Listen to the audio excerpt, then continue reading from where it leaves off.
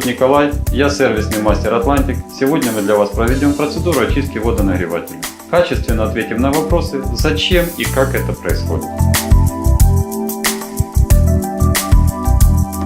Чистка водонагревателя обязательна, потому что внутри образуются отложения, которые разрушают изделия изнутри. Для проведения профилактики нам понадобится следующий инструмент. Пара разводных ключей, крестообразная отвертка и ключ на 13, который поможет нам для разборки бака. Итак, финальный вопрос нашего сегодняшнего мероприятия. Насколько часто нужно чистить водонагреватель?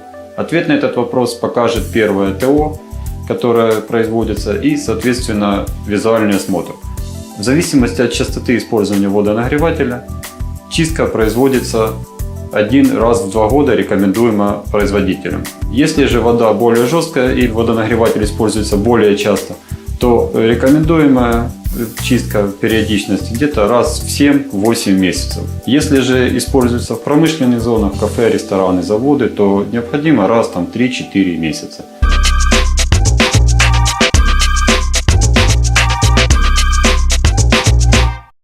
Для начала нашего процесса мы закрываем подающий кран на водонагреватель, обесточиваем прибор, берем крестообразную отверточку, снимаем защитную крышечку.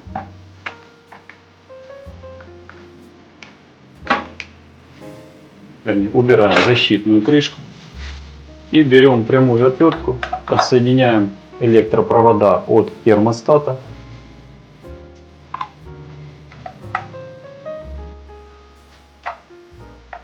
Отсоединили провода подводящие, отсоединяем провода, идущие на лампочку, и вынимаем терморегулятор. Вынимаем его из нагревательного элемента. Вот так вот он выглядит. Следующее, мы отсоединяем подводящий патрубок холодной воды.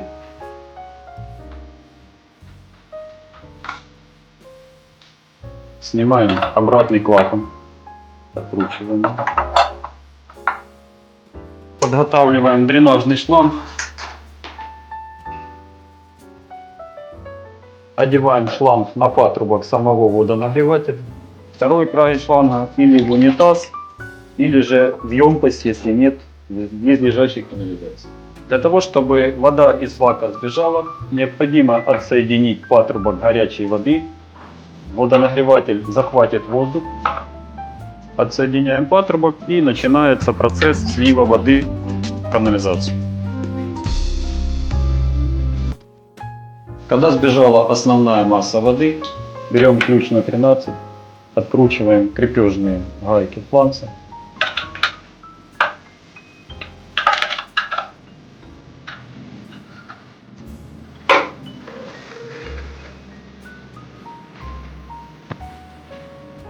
Когда откручиваем фланец, сбегает остаточная вода, небольшое количество, но для этого необходима какая-нибудь емкость.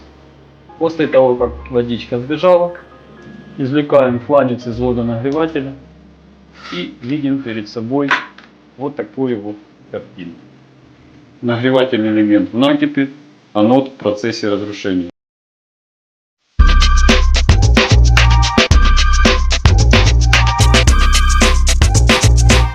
Существуют разные стадии разрушения магниевого анода. Новый анод, начальная стадия разрушения, более глубокая и совсем разрушенный анод. На последних 2 категориях использовать водонагреватель не рекомендуется и более того запрещено.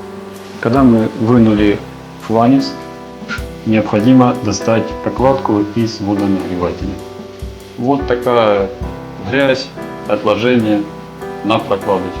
Когда мы извлекли фланец и прокладку водонагревателя, мы приступаем к промывке и очистке самого внутреннего бака от отложений и накипи. Устанавливаем обратный клапан на патрубок водонагревателя. И прикручиваем подводящий патрубок к обратному клапану. Это делается для того, чтобы в водонагреватель была возможность подать воду и промыть бак изнутри. Выбираем все отложения из водонагревателя, подставляем под открытое фланцевое пространство в какую-то емкость и напором воды промываем внутренний бак водонагревателя.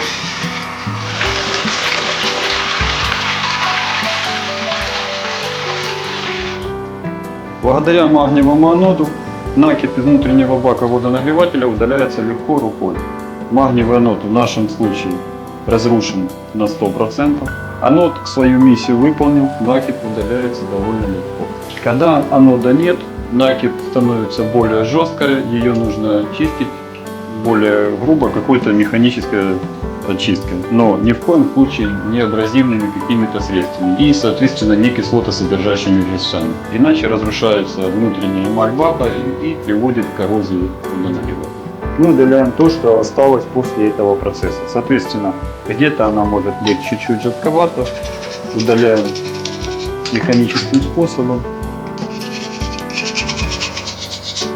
После очистки нагревательного элемента от накипи мы удаляем вот остаток анода, мы его удаляем.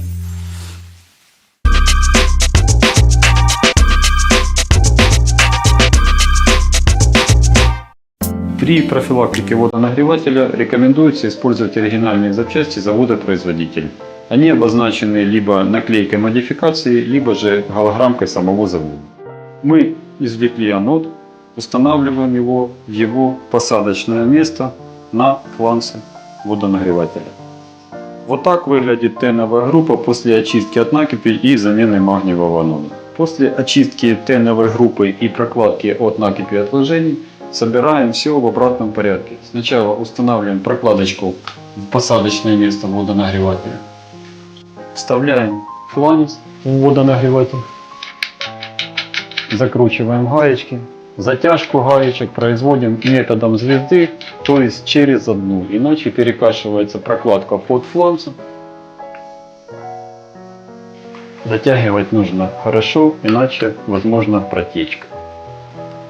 Обтянув фланец водонагревателя, открываем подачу холодной воды и кран на смесителе в горячую сторону. Почему? Если так не сделать, не выгоняется воздух из водонагревателя и, соответственно, может получиться удар, гидроудар по теновой группе и системе водоснабжения. Ждем наполнения водонагревателя. Когда из крана побежит полноценная вода, значит бак наполнился. После наполнения водонагревателя водой проверяем герметичность наших соединений, нашей работы в целом. Если все в порядке, спокойно и герметично, собираем электрическую часть водонагревателя. Вставляем терморегулятор в нагревательный элемент до упора, чтобы был хороший контакт и не было подгораний и оплавлений.